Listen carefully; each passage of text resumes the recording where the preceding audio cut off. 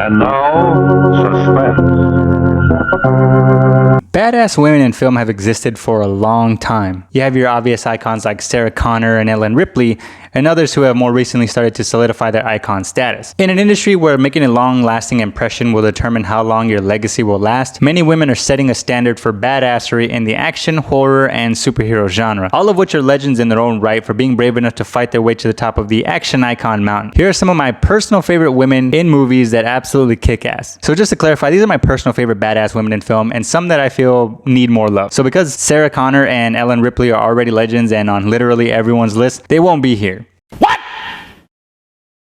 What the fuck? Because I'm edgy like that. No, I just wanted to do something different from everyone else and give you not so obvious picks. Okay? Okay. Moving on to the list now. So the first women on the list I want to talk about, yes, you heard that right, I said women, the Bennett sisters from Pride and Prejudice and Zombie. Now, I was originally only going to include Elizabeth Bennet, played by the lovely Lily James, but there's no denying that the fact that all of the Bennett sisters are badasses in their own right. We have Elizabeth, Jane, Mary, Kitty, and Lydia. Every one of the sisters are beautiful, classy, and most of all, deadly. Expertly trained in the deadly arts in China, the sisters are masters of the sword, firearms, and hand-to-hand combat. All necessary skills needed in a world overrun with flesh-eating zombies. If that weren't stressful enough, the sisters are also faced with finding husbands as they won't be able to inherit land or wealth after their father dies. Yeah, society was pretty shitty towards women.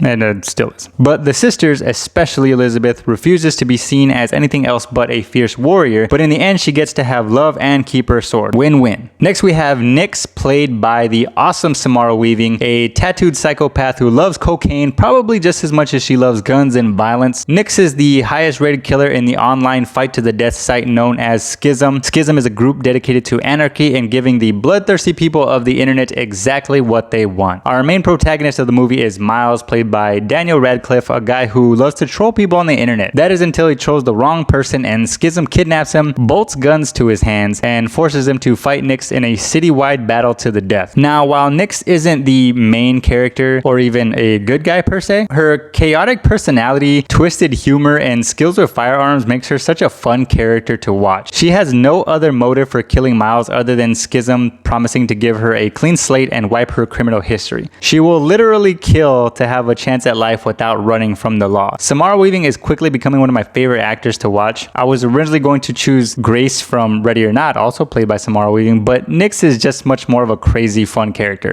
When you think of iconic women in video games, pretty much the biggest name that comes to mind is definitely Lara Croft. With that kind of notoriety in the video game world, it was only a matter of time before Hollywood would capitalize on Lara's popularity by giving us not one, but 2 live-action films and 1 reboot with a planned sequel. But with the way things are going, anything can happen. Me personally, I'm keeping my fingers crossed we still get the planned sequel to the 2018 Tomb Raider film, which I really enjoyed. I was probably in the minority, but I thought it was great. As someone who absolutely loves Tomb Raider, Rise of the Tomb Raider, and Shadow of the Tomb Raider, Alicia Vikander's version of the character definitely nailed the look and feel of her video game counterpart. She definitely isn't a Mary Sue, isn't always skilled, and isn't always prepared for what's coming at her, but always manages to overcome. And when it comes to movies based on video games, this one wasn't as bad as a lot of others. Also, I have to say, although I wasn't a huge fan of the first 2 Tomb Raider films with Angelina Jolie, there's no denying she did a very good job of hitting the look of Lara Croft and was still a badass.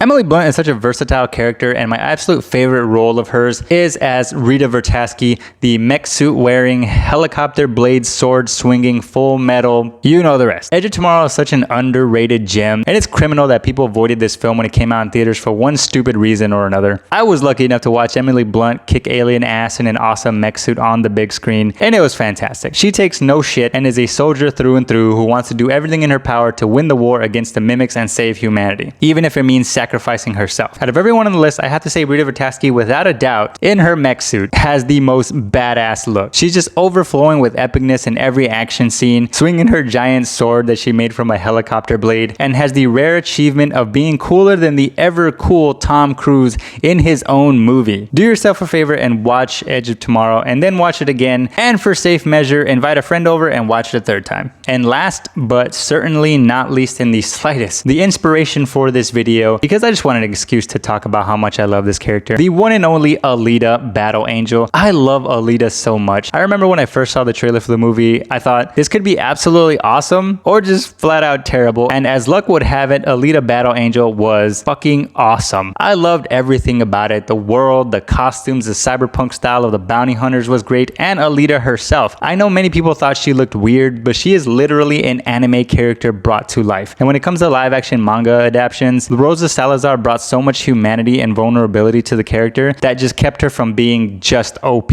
which she kind of was, but she was still flawed and not perfect. Hollywood needs to take note from Elita on how to build a strong female character. She's fierce, relatable, adorable, scary, kind, but she doesn't let anyone push her around, and she's righteous in her mission to make sure evil doesn't conquer good. So those are some of my personal favorite badass women in film. Let me know yours in the comments. And this is where I ask you to subscribe to the channels. Please do so, and also hit the notification bell so you don't miss any videos. Give this video a thumbs up, and I guess that's it. What else do those big shot YouTubers say at the end of their videos? It's a lot of stuff. Peace out.